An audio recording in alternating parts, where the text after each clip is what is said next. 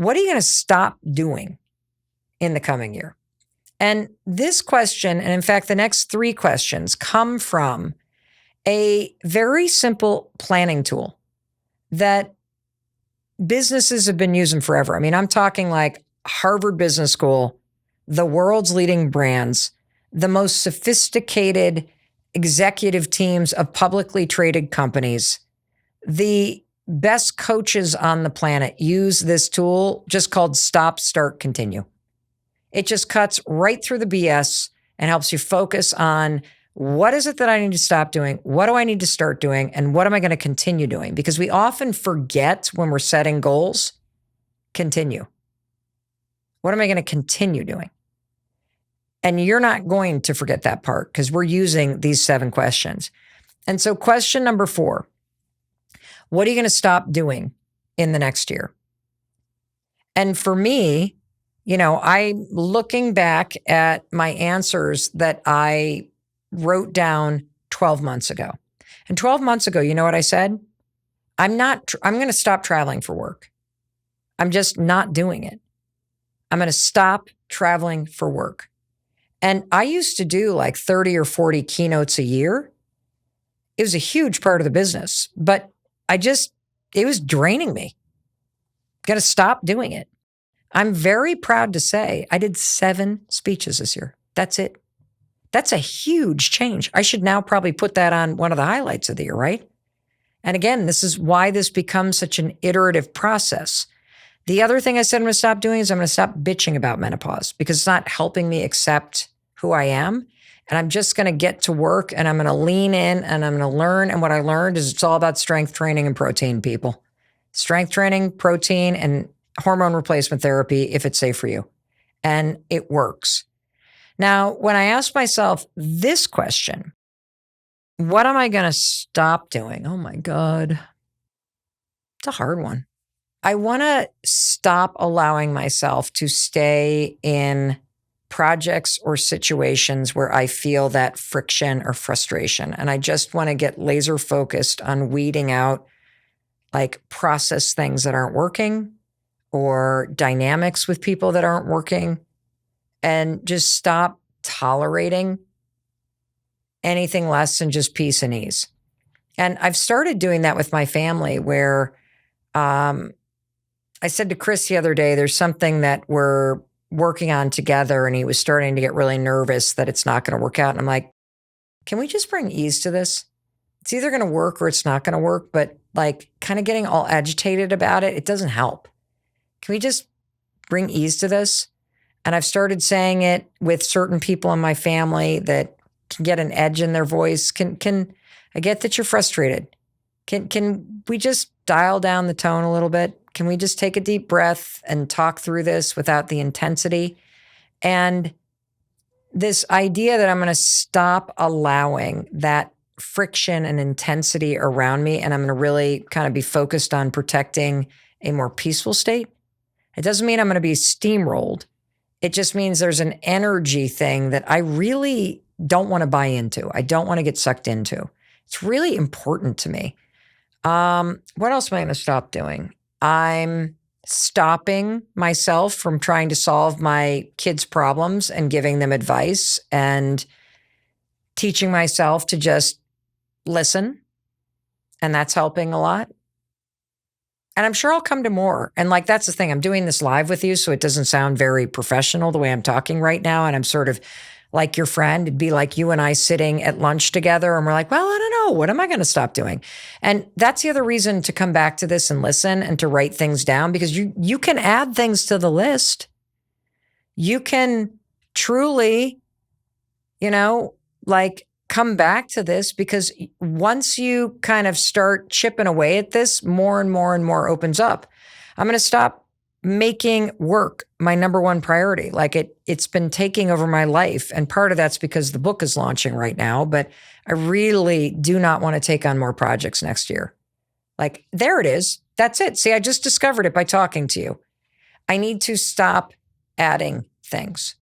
And that means focus on the things that are actually working, which is this podcast. And I'm going to start subtracting. That's what I'm going to do. Ooh, that's a good one. I like that one. I better write that in a Sharpie and put it on my forehead, for crying out loud. And if my family hears this, they're going to be like, Mel, what did you say you're going to do? You're going to stop doing things. And that brings me to question number 5. What are you going to start doing? So this is something new. What are you going to start doing? Well, I'm almost embarrassed to tell you last year's answers. Top of the list, people. You ready? I'm going to strength train 3 days a week. That didn't happen. And here's the thing about it. I didn't do it. I don't need to trash myself about it. How amazing is it if you could bring compassion to the things that didn't happen and instead lean in with curiosity? Because if I say, well, why didn't that happen, Mel? I'll tell you why. It actually happened if I was in Boston for a week taping the podcast, because I was in a very steady routine.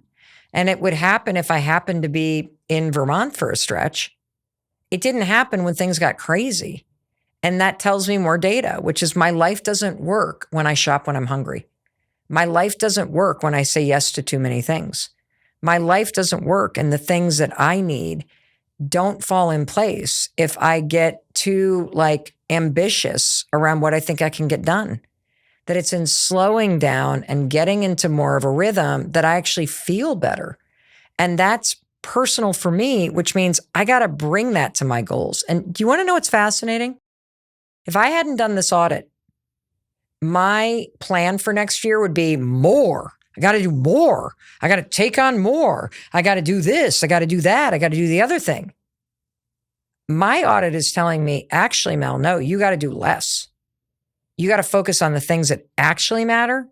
You got to get rid of a lot of stuff that's not working. And then you got to just really lean into those things and be a real, just maniacal, unwavering BITCH, if you know what I mean, about anything else that comes up. And particularly with myself, because I'm the one that shops when I'm hungry. And so this is a really important insight for me. And it might be for you too, that maybe you say yes to too much, which means you're saying no to the things that matter. And you're chasing the next thing instead of truly leaning into the real thing. And I'm 1,000% guilty of that. And another thing that I wrote last year is that I want to be aggressive about saving money. And I did that.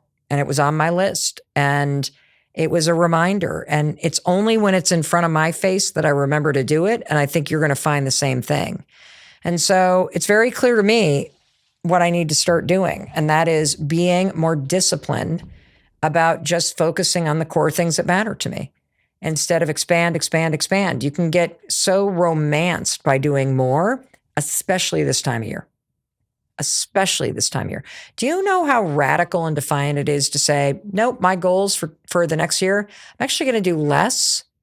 And I'm going to focus on the things that actually matter. And I'm going to be super disciplined about it. About the 3 or 4 things that make me really happy, about the 3 or 4 things at work or in my career or my business that really make it excel. And I'm going to be really just strict about not getting sucked up in all the other stuff because it's so easy for that to happen. All right. And that brings me to number 6. What are you going to continue doing in the next year? Last year's answer was limiting alcohol, which I was good and bad about. It depends on the stress level in my life. Alcohol is at the scene of the crime whenever I'm stressed. And one thing I'm very proud of is I'm not the drinker I used to be. I'm not the kind of person that was truly just pounding the bourbon Manhattans. I'm the kind of person, though, that when things get very stressful, the easiest way that I can pull the lever on my brain to go, oh my God, turn your brain off, is to just have a gin and tonic. And that's not a good thing. So I would continue to limit my alcohol and to try to figure out ways to better support myself. But the best way I can support myself, honestly, is to do what I just told you I'm going to do, which is limit what I'm focused on. because it's when I shop when I'm hungry and I say yes to too many things and I let everybody else hijack my time and I make things bigger, bigger, bigger that I get stressed. When I'm out with my flowers and spending time with Chris and hanging with some friends and prioritizing my parents, and I'm really focused on 3 things at work that truly drive the needle, I'm not stressed. And so all of this is connected. The other thing I'm going to continue doing is using the let them theory. That was one thing I said last year because I had just discovered it and we had just started writing the book, that I'm going to let other people live their lives because my life gets better. And I'm going to let other people be who they are because then my relationships get better. And when I use the let them theory, and I keep saying let them, and I let people be themselves, and I let people learn from life, and I let people know that I'm here to support them, but that I'm not going to save them. When I let people have their opinions, when I let them deal with their own emotions, my life gets better. It creates space for me. It creates peace. It's unbelievable how much more time you have. And so I'm going to continue saying, let them, and then saying, let me, every single day, because it works. And it's what creates the space for me to take care of me. And I'll tell you, I'm definitely not going to be working on my next book because holy smokes, I'm going to laser focus on the 3 things and not add anything else. And I'm just going to enjoy hearing all the miraculous ways that your life changes and your family changes and your marriage and your relationships with your adult kids and everybody else gets better because you learn the power of letting other people be who they are. It's honestly kind of interesting. The more you give up control, the more control you gain. You and I are about to do a process that I call the yearly audit. I'm going to walk you through 7 questions that will help you audit the last 12 months of your life.